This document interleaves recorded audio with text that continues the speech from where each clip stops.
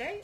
We have a special guest with us today on Jobs Day, Brian Deese, our Director of the National Economic Council, who will give some brief remarks on the jobs numbers and take a few questions, and then we'll proceed with the briefing. Great. Hi, everybody. Glad to be with you today.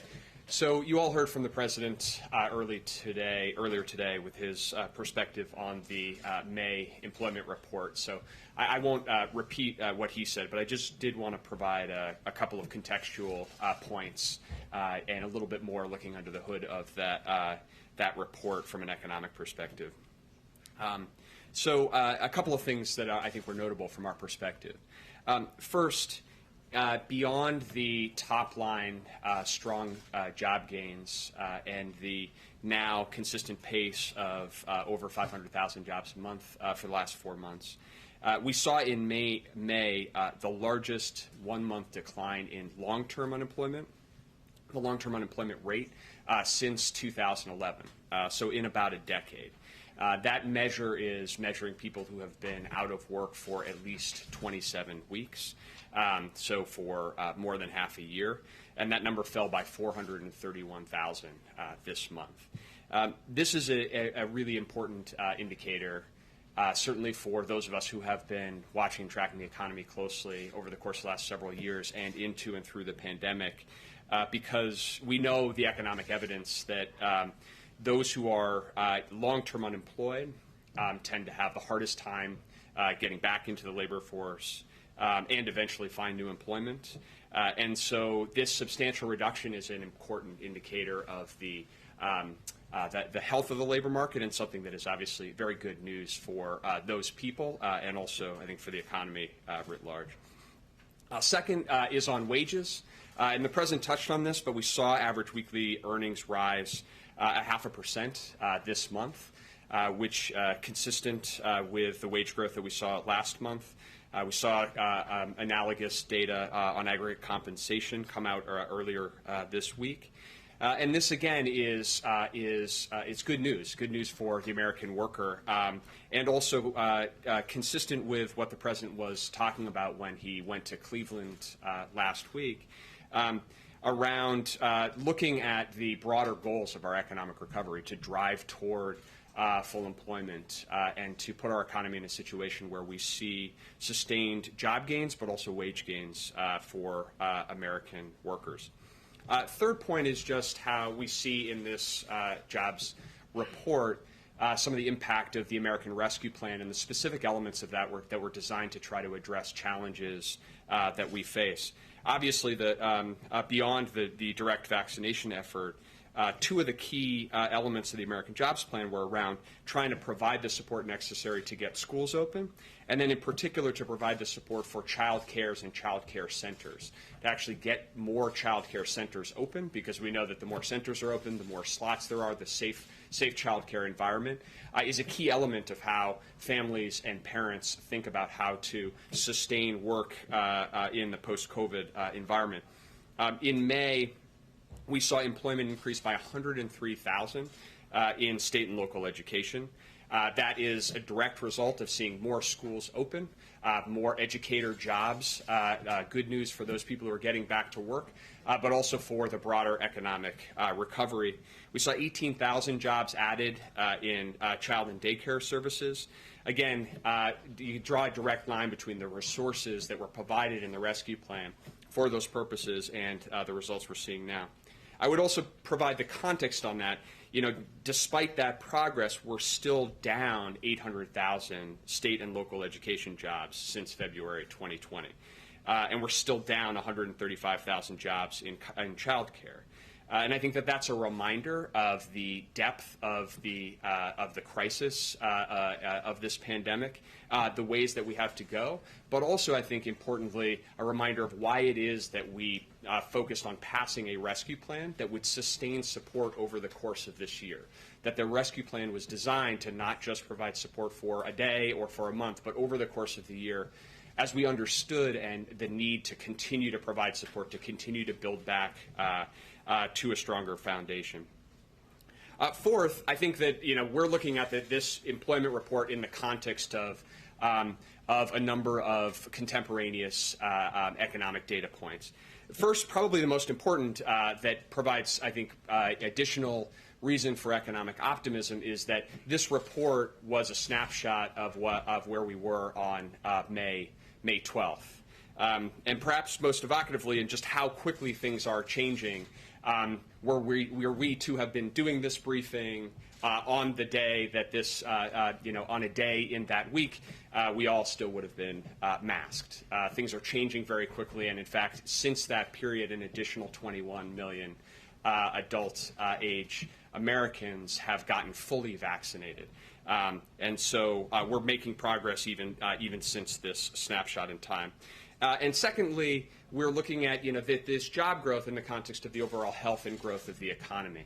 And we saw earlier this week the OECD significantly increase its economic growth forecast to 6.9% for 2021. In that report, citing that the American Rescue Plan and the United States fiscal response likely adding 3 to 4 percentage points to GDP this year, and positioning the U.S. as the president heads to his first G7 as the only G7 country, the only OECD country in a position where our future growth prospects are actually stronger today than they were pre-pandemic in January 2020. That's only true of the United States, not any other developed country.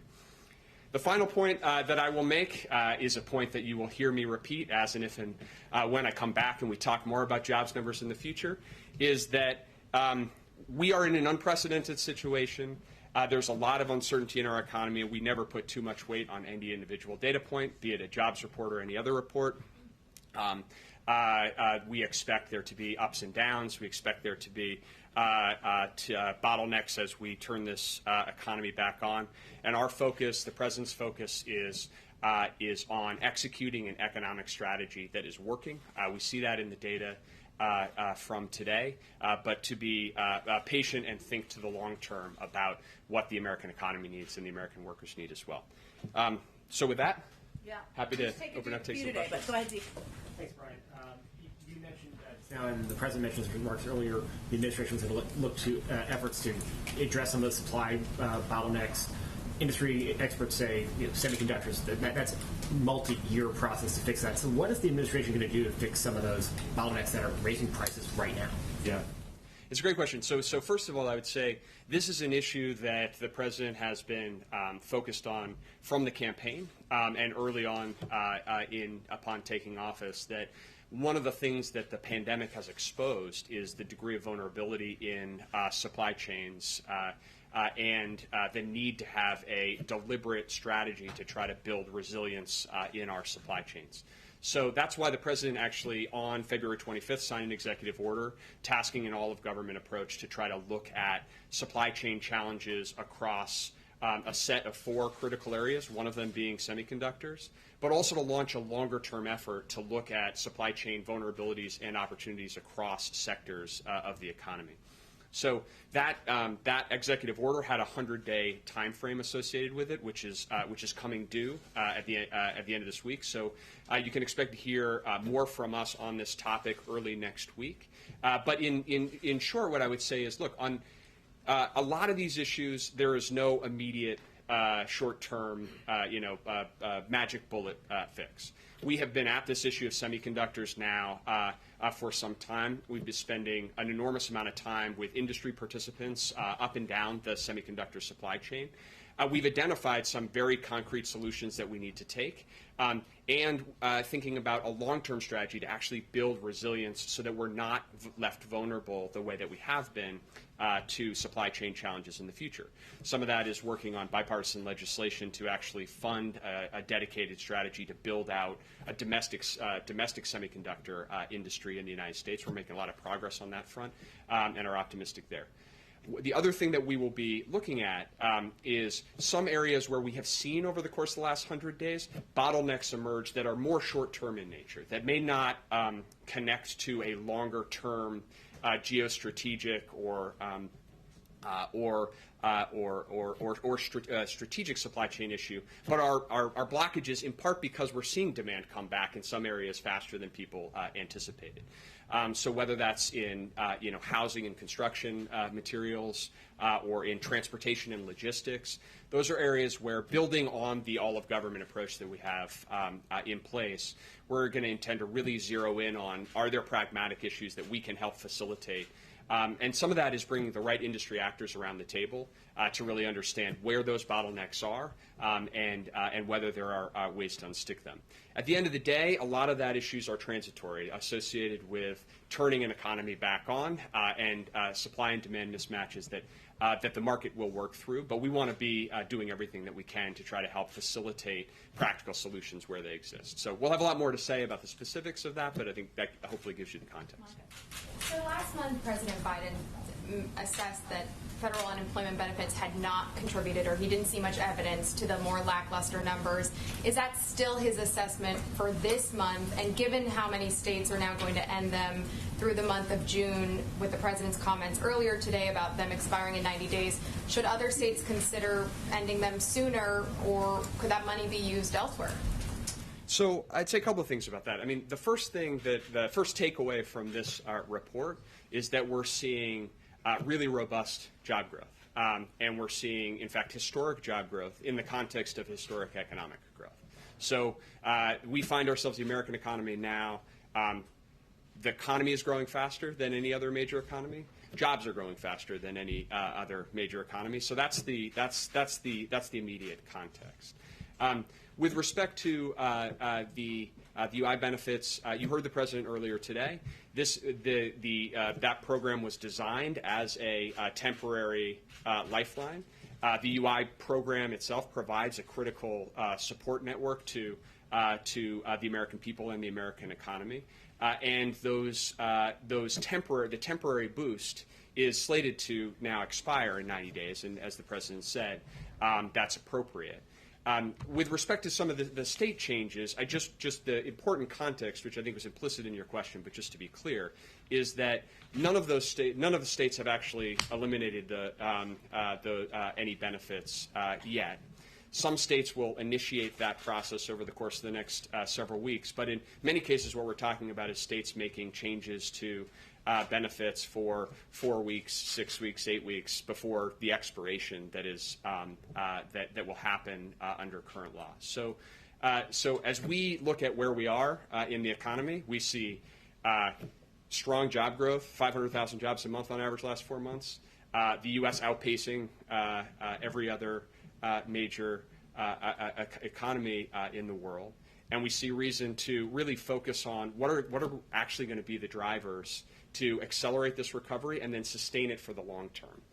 And that's where you'll see the president's continued focus is on finishing the job on vaccinations, delivering benefits to get schools open, to get child care available, and focusing now is the right time to focus on what are those investments that are actually going to sustain us, not just through a rapid recovery, but into full employment and the kind of productive investments that you see in the jobs plan and the families plan.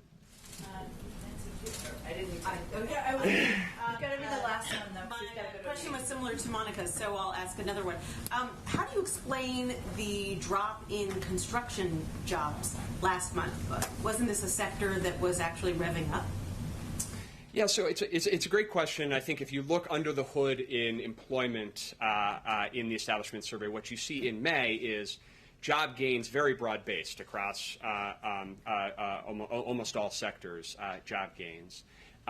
We did see a reduction in construction. I think that the first thing I would say to that is that in any given month you see some movements up and down, and so you never want to read too much into 1 month. But you saw construction jobs increase in the prior month. We saw manufacturing jobs decline in the prior month and up this month. So you don't want to read too much into one individual month. But I do think that some of this is connected to the prior question, where we are, as this economy recovers, we're seeing some supply chain bottlenecks. We're seeing some mismatches between supply and demand. As we anticipate those to be short term, they're still causing bottlenecks, and we're seeing that in different sectors of the economy. I think some of that may be what's going on in the construction sector as well. So I think, bottom line, we saw broad-based job growth over the course of May, and I think that that's the most important takeaway. And at the same time, you can expect the administration to be really laser-focused on those places where we are seeing those bottlenecks, trying to make sure that we're doing everything that we can in a practical level to try to help unstick those temporary issues. I just want to clarify really quickly, because you didn't say yes or no. Does the president still feel that these enhanced jobless benefits are not discouraging people from finding jobs? The president, I'll just restate what the president said today. The president believes that the temporary unemployment benefits and the temporary boost to those benefits has provided a critical lifeline. That lifeline was designed to be temporary and to expire in about 90 days, and that's appropriate. And I would also just put that in the context of that is a very short-term issue where most states you're talking about a set of weeks. And really, as we look forward and are focused on what are the things that are really going to drive the durability of this economy going forward, you're going to see the president continue focus like a laser on the vaccination program. The president identified and recognized before coming into office that there would be no economic recovery if there wasn't a viable vaccination strategy. We're seeing the progress in the vaccination strategy help to drive economic gains, help to make it possible for more people to feel comfortable and capable to go back to work. And we anticipate that as we continue to succeed on that front, we continue to make investments in things like school opening and child care and otherwise, we're going to be able to sustain this progress going forward. Do you have a status report on infrastructure? The infrastructure talk? We will have a status report on that later this afternoon. Yes. So stay tuned. More to come. Thanks, guys. Okay, thank you so much, Brian. Let's do this again next month. Okay.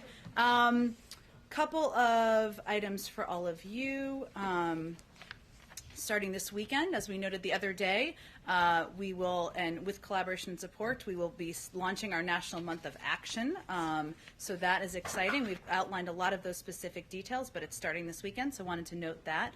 Also wanted to give you all an update that today the U.S. government delivered 1 million doses of the Johnson & Johnson vaccine to the Republic of Korea.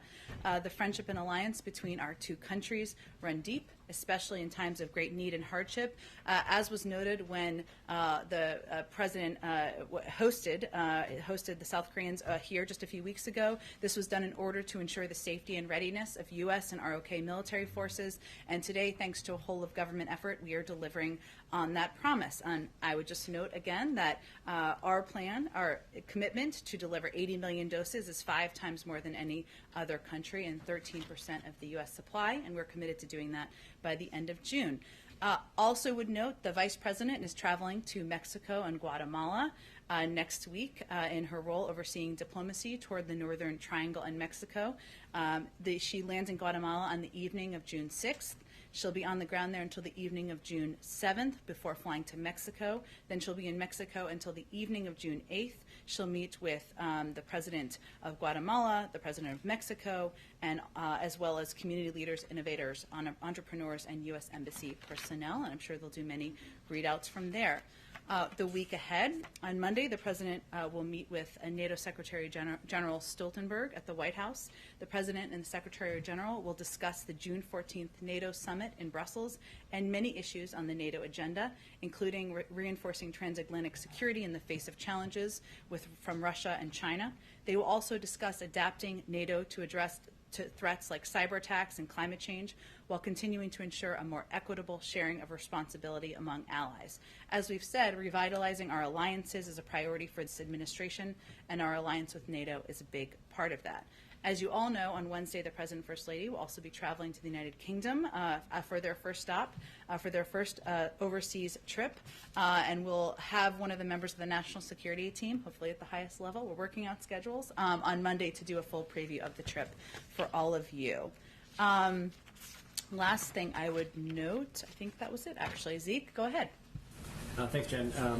Looking ahead to that trip, the back end, with Russian President Vladimir Putin, he had some comments today where he was suggesting that he was not expecting any concrete breakthroughs. I was hoping you describe what the president hopes to get out of that meeting, and is the president going to commit to raising issues like the imprisonment of Navalny, the imprisonment of American citizens in Russia directly with President Putin face to face? Well, first I would say that the president never holds back in raising human rights issues, the detainment of activists with the Russian president, and certainly as our readout made clear when he spoke with him directly, he didn't hold back in that conversation. I don't expect he will when they meet in 2 weeks at the summit.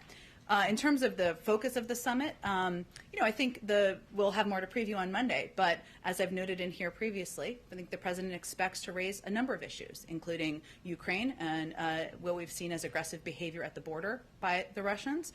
He also will raise cyber activity, malign activity, problematic activity, harmful activity we've seen take place. Of course, there is the SolarWinds hack, but also the ransomware hacks, as we've talked about, the actions of criminal groups within a country. There's a responsibility of the leaders of that country to take action, and there's no doubt President Biden will be raising that directly in that conversation.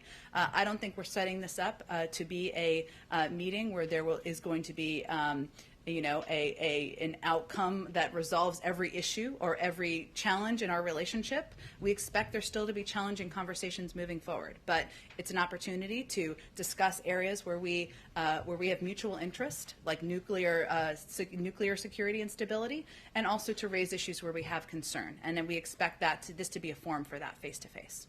Separately, the president just got back from a couple of days at the beach. Heading into the summer travel season, should we expect to hear from the president encouraging Americans to travel, particularly domestically, as a way to stimulate the economy, to spend their money here at home? Is sort of as the pandemic seems to be waning and travel does seem to be picking up, is there going to be a pivot on the part of the president going forward to encourage Americans to sort of get out there and spend their money? Well, I think the president will continue to encourage Americans to safely get out there into their communities, especially vaccinated Americans who are safer to travel, to go to restaurants, to not wear masks. And certainly we abide by CDC guidelines, as you know, but the president went to a restaurant just last weekend with the vice president, last weekend on Monday, with the vice president. They had a meal, something he hasn't done a lot of. Most Americans haven't done a lot of over the last year and a half.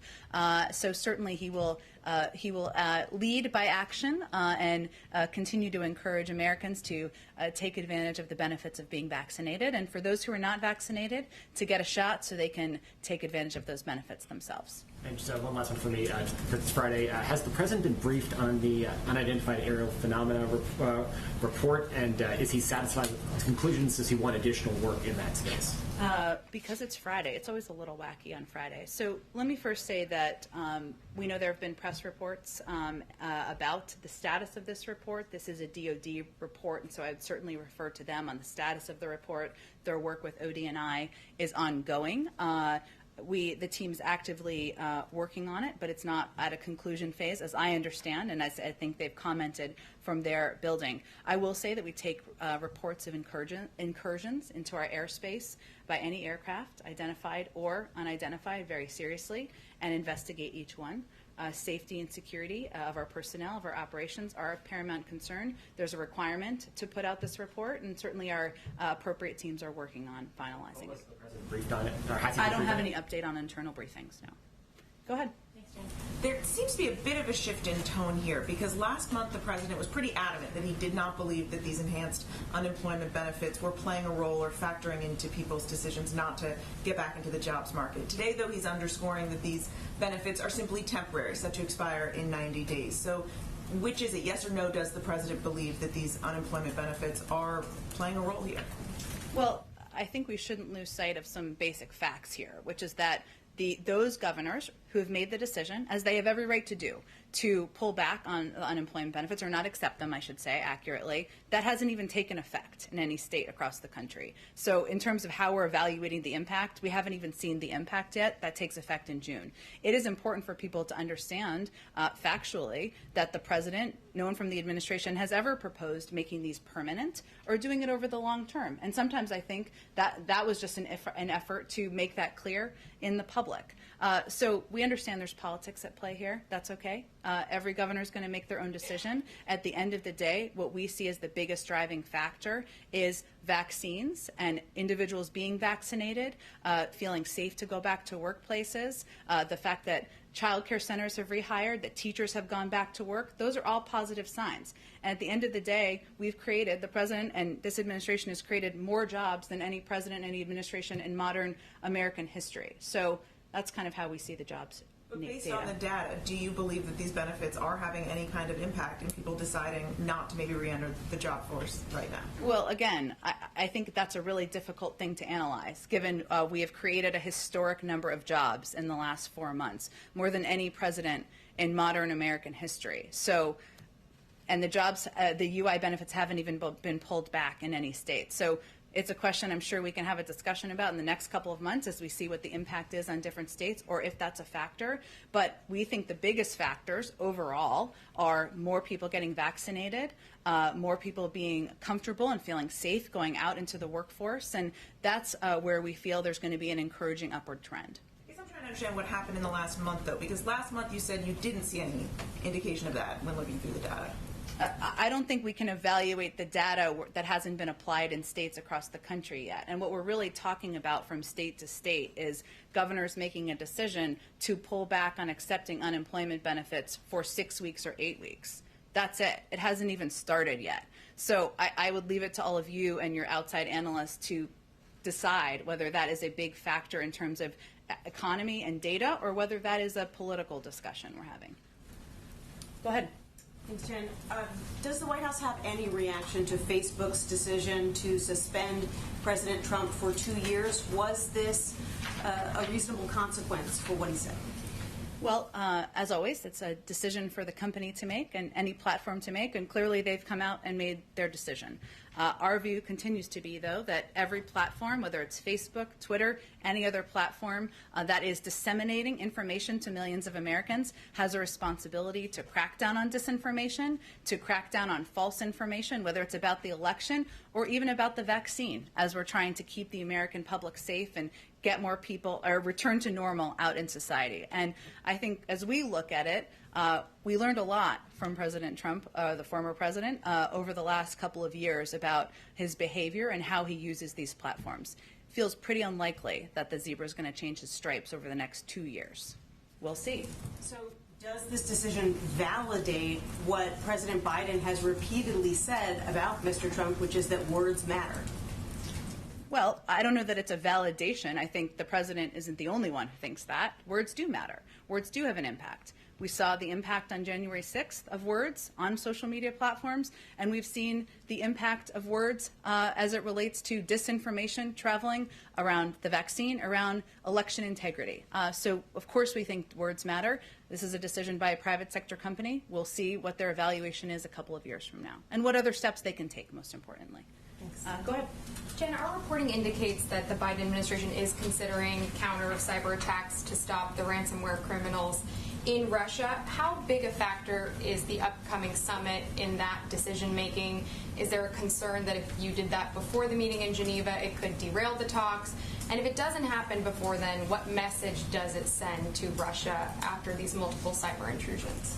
Well, let me first say that we always reserve the option of responding to behavior or actions that are unacceptable and are harmful. And some of those responses are seen and some of them are unseen. And we typically don't give a timeline on that in a public capacity. But I will also note to you that when we announced the invitation to have this discussion, it was also in the same time period where we announced the sanctions that we were putting in place in response to harmful actions by the Russian government, right? In response to SolarWinds, in response to their engagement in our own election. So we expect this is diplomacy in action here, right?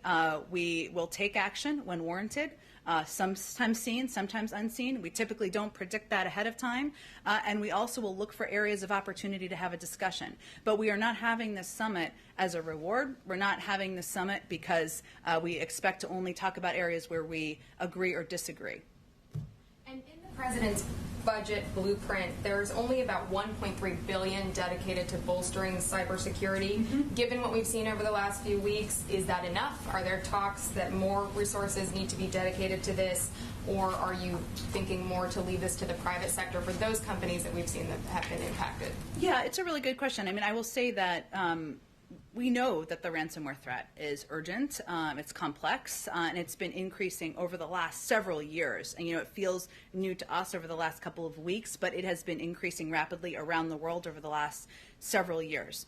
One of the reasons that we have initiated a rapid review internally is because we recognize that threat. And we will assess based on that review what additional needs there are, both from the federal government in coordination with Congress or from the private sector.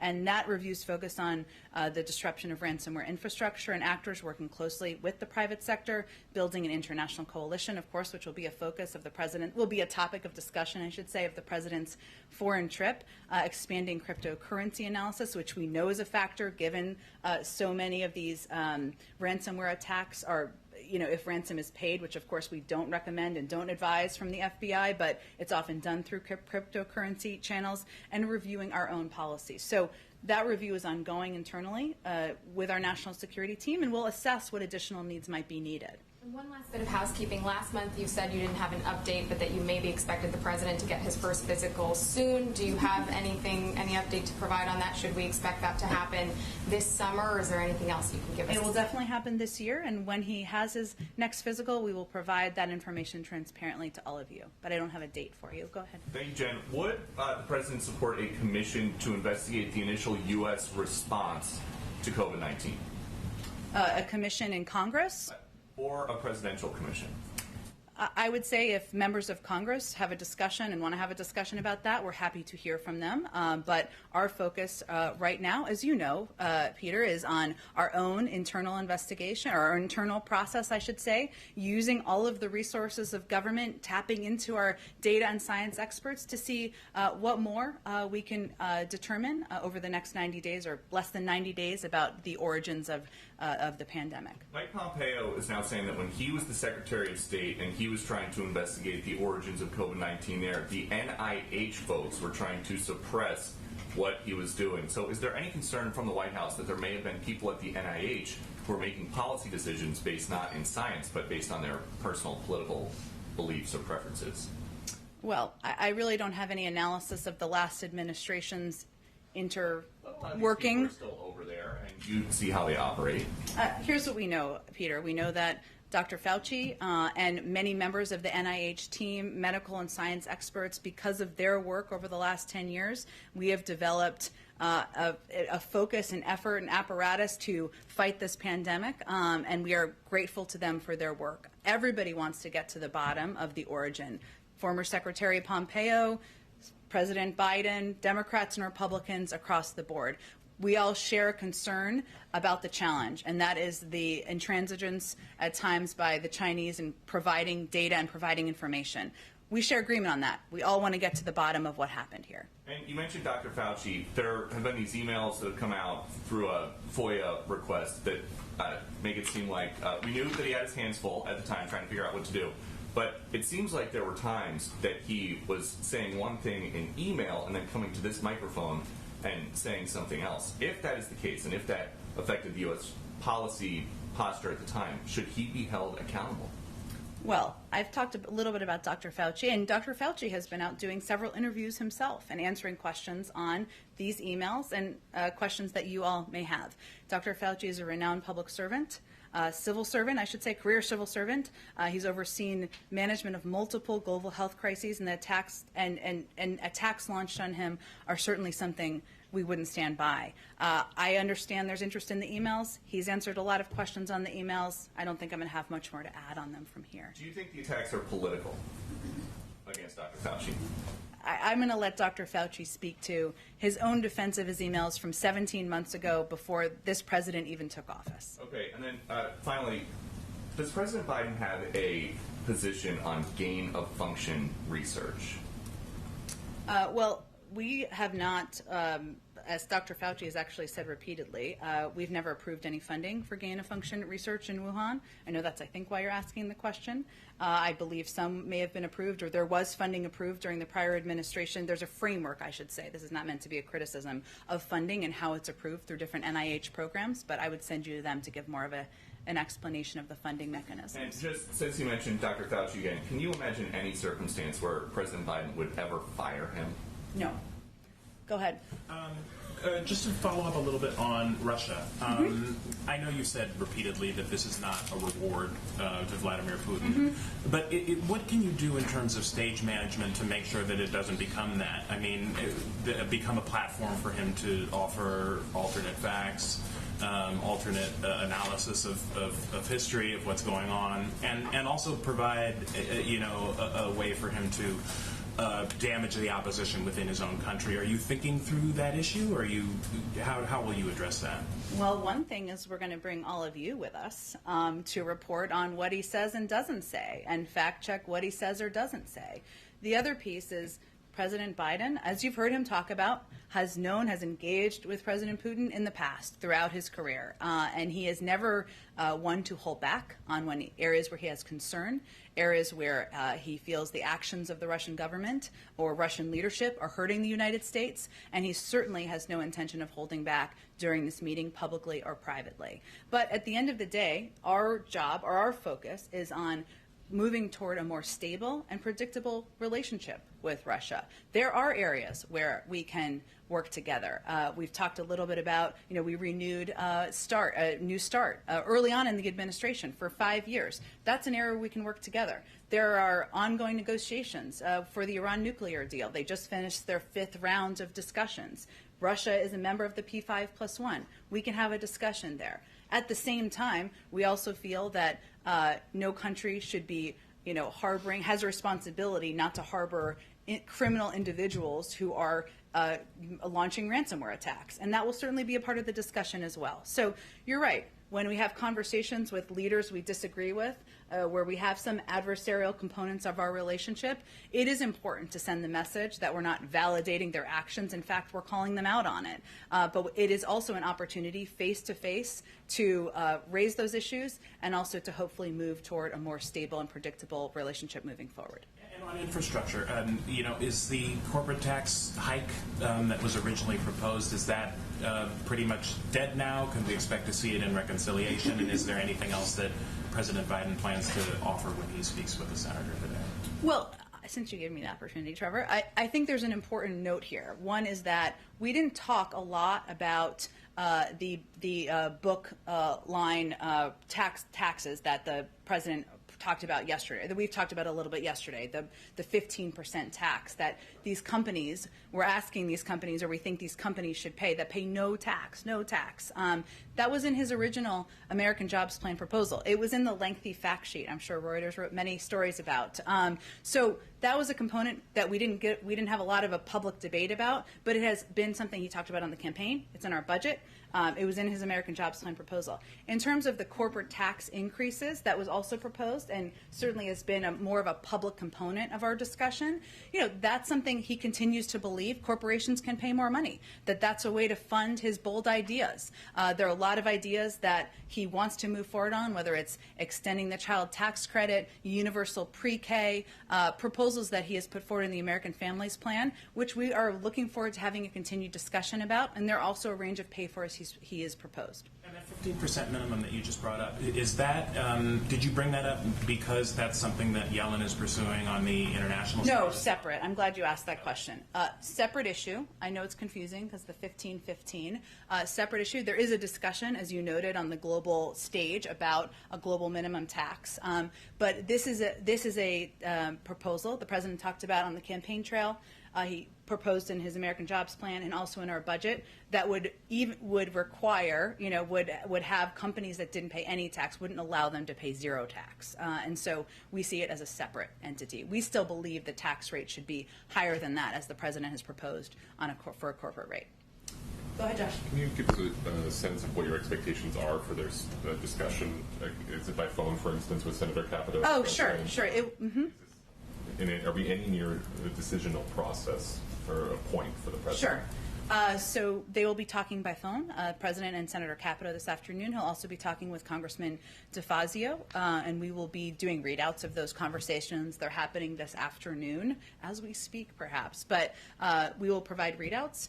I'm not going to obviously prejudge conversations, but I would say for the conversation with Senator Capito, they've had good faith discussions. There are areas where, of course, the president has priorities where he'd like to see more, including more investment, but also areas including electric vehicle investments, rebuilding veterans hospitals, and that's part of the discussion as well as pay-fors. And as Trevor just asked about, but as we talked about yesterday, what the president put forward, he looked at all of his tax proposals, and what he put forward are ways to pay for an infrastructure proposal that shouldn't cross any bar or line for Republicans in the Senate who say they won't touch the 2017 tax plan. So I think the question really on that front is, do you think these companies should pay no tax at all, or 15%, which is very valuable, supported by 85 or 84% of Republicans in the country? Does the president believe he's running out of time to try to reach a deal, or is there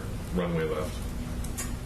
There's runway left. He's going to have these discussions. There are Democrats and Republicans who are talking with each other. We're going to engage with them as well and continue to have a discussion with a range of interested leaders in Congress about how we can come together to make a historic investment in infrastructure. There are some realities of timelines, including the fact that Congressman DeFazio is leading the markup of key components of the American Jobs Plan next week, key infrastructure components where there is a big overlap.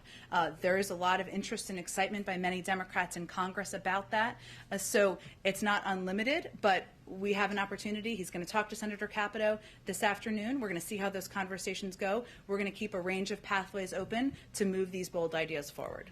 Briefly, Brian Deese talked about the supply shortage issue. Can you talk about any particular types of supplies that we're talking about? With regards, for instance, to the construction job gains that were pretty sluggish. What are we talking about here? Lumber? Like what are the powers the government has to try to address those?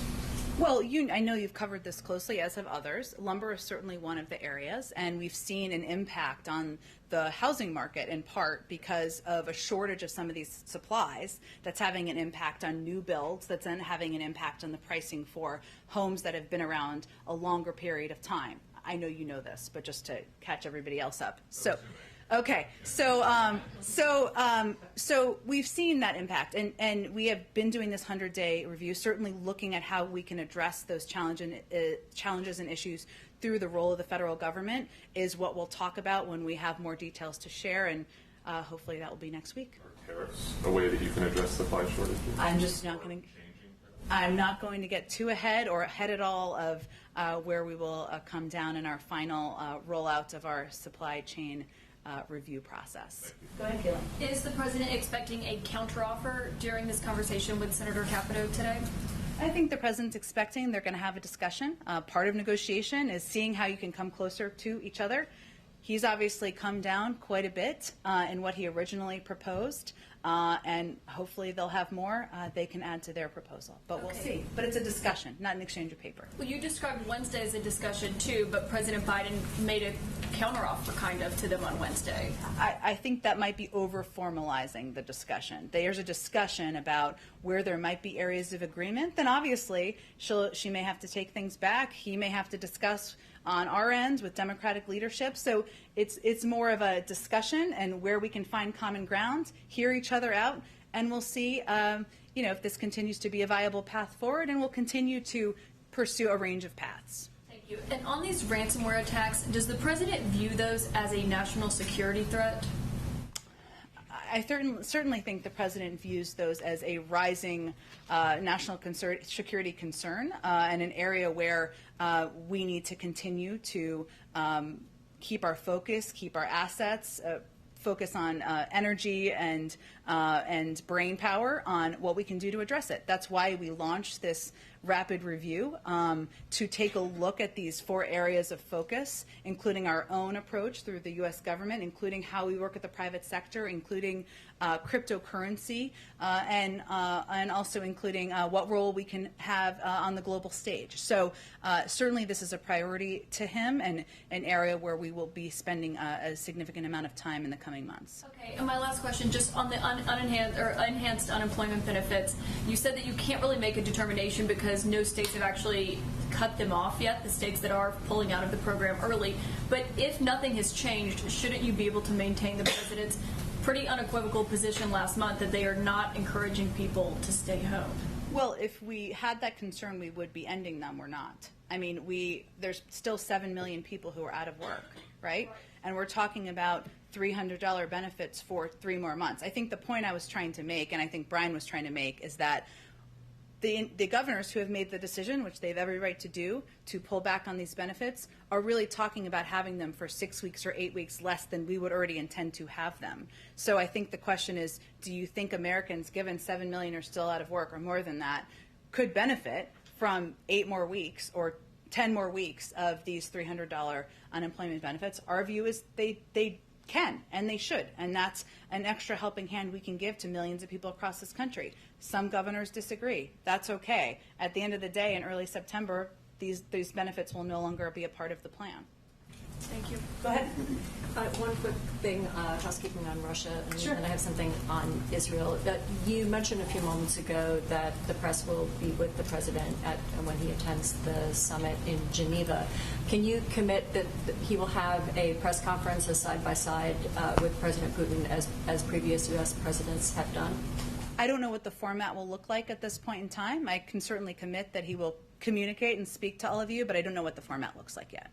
I mean, obviously, a press conference would be preferable, but I think he will answer questions. I don't know what the format will look like at this point. Given the history, the fairly recent history of side-by-side press conferences between the U.S. president and the Russian president, it would make certainly it would be an opportunity for us to ask the kind of questions of both presidents that I think our president might want to answer. Well, I know that we will make President Biden available to all of you, and I certainly hope my Russian counterparts makes President Putin available to all of you as well. I don't know what the format will look like at this point. On Israel, we're a couple of clicks closer to the formation of the new government. Have there been any developments here in President Biden's interaction with either the existing government or the new government in formation? No, not at this point. I think we're going to allow for that process to move forward, and as you know, it may be a little bit more time before the final formation is completed. What is the plan for his interaction with the new government should it be formed? Well, we have a long and abiding relationship, strategic relationship with Israel, and that will continue to be the case no matter who is leading the country. Would he call Prime Minister Bennett upon the formation of that government? I don't have any calls to predict for you, but certainly he will continue to engage with his counterparts in Israel and many countries around the world. Lastly, were you able to nail down whether or not he had actually ever met Naftali Bennett before? You did ask that question. I'm sorry, I did not ask him. I will follow up and see if I can find that out. Yeah, no, well, Naftali Bennett, you would remember the years he was the chief of staff to Prime Minister Netanyahu. We'll have to do a little data tracing here. Yeah. Okay, go ahead. Thanks, Jen. On the vaccine announcement from yesterday, Yep. Can you give an idea at all of how many doses we can expect? Are there going to be monthly surplus shipments going out to other countries? And would they follow the same 25%, 75% sort of breakdown? Are there any discussions about that? 80 million doses by the end of June. In future months, I mean, it was said yesterday that we can expect more this summer. So That's right, and we're going to continue to provide part of our supply to the global community, but I don't have anything to predict for you beyond that. Right, and on infrastructure, can we expect the president to meet with Senators Romney and Manchin at all as one of the pathways that the White House is exploring? Look, I think as I alluded to a little bit earlier, the president's certainly open to and interested in continuing to engage with a range of members who have an interest in making a historic investment in our nation's infrastructure, modernizing our roads, rails, and bridges, and preparing us to compete over the long term. I know those are two of the members who have expressed that publicly, so we will see what the future days hold. And just Just on the president's trip, can we expect him to meet with the Pope at all? There's been some reporting out there that he might be meeting with the Pope. That's surprising. I don't think you can expect that on this trip. Go ahead. Thanks, Jen. Again, on the issue of the COVID vaccines, can you talk a little bit about the timing? I know you said by the end of June, I think, but how soon can the other countries start expecting to receive these vaccines? And also, how are you prioritizing which countries will get them first? Sure. Well, first let me say, I mentioned a little bit earlier, 80 million by the end of June. Obviously, 25% of those are going bilaterally to countries. We're going to get those doses out, those 25 million, as quickly as we can, and we'll provide you updates as those doses go out. So I had an update this morning about or this afternoon about the doses that went out to are okay, and we'll continue to have more updates on that, on those doses. The additional doses, the 75%, which are going through COVAX, we've put out kind of our prioritization of the regions that those will be going to, and part of our focus right now is on the Herculean logistical challenge of getting these vaccines out to the right places. This is one of the reasons that we're doing a large percentage of them through COVAX, because of their capability to do exactly that. But just to step back, and as a reminder, this is not just kind of shipping these doses overseas. This is also ensuring that we can get them to the right places, that they have the ability to put them in arms, that they are at the right temperature. And so these are all factors we're considering as we're determining how to get them out and the pace in the weeks ahead. One more. The U.S. and the EU have begun discussions on lifting tariffs on steel and aluminum imports. I'm just wondering if you have an update on what kind of progress, if any, has been made in those talks, and if you expect this issue to come up during the G7. Well, we certainly expect that our G7 partners will raise a range of issues of concern to them and a focus, and certainly I'd let them to speak to what those are, but the tariffs could be one of them. I don't have anything to predict for you or preview for you. I have to wrap this up in a minute, but Jerry, I'm just going to go to you because you haven't been here since I've been here. I have not. Okay, good to see you. Good to see you. Kind of a parochial Buffalo question. Okay. The Canadian border has been closed for a very long time. Yeah. There's a lot of concern about that in all the northern tier states right now.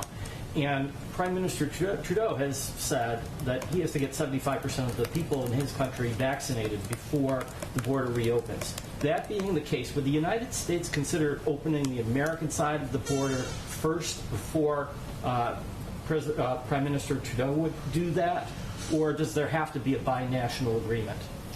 Well, I'll first say that as it relates to borders, Canada or Mexico, we really rely on the guidance of the CDC and our health and medical experts. So in terms of how they look at the data and information, I would point you to them and whether they would do that in a preliminary fashion or not. Certainly any discussion about reopening a border would be done in part through diplomatic channels, but we really are relying and waiting on the guidance of the CDC before we make any next decision there on the border. And how much concern is there in the White House about the fact that here we are, it's the summer travel season, there's a lot of concern in those northern border states about the economic impact as well as the personal impact on people who may, couples that may be separated by the border? Yeah. We're very sensitive to that, Jerry, and we certainly know that many people want to not just get back to normal, but be able to travel, be able to see loved ones, some living on different sides of the border, be able to go to restaurants and shop and even do things along those lines. And we're eager to get back to normal, whatever that means, including reopening the border. But we have a responsibility during a global pandemic, which we're still fighting every day, to rely on the advice and guidance of our medical experts.